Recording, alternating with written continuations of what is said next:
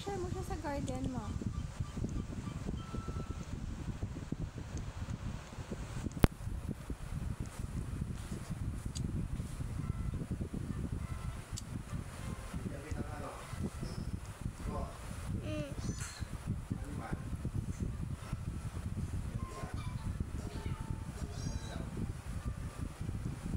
Okay na yan. Nasa yung buds mo? Ayan. Uy, may flower? Wala pa. Tinanggal ko yung mahaba. Ginawa ko siya ulit ng seed.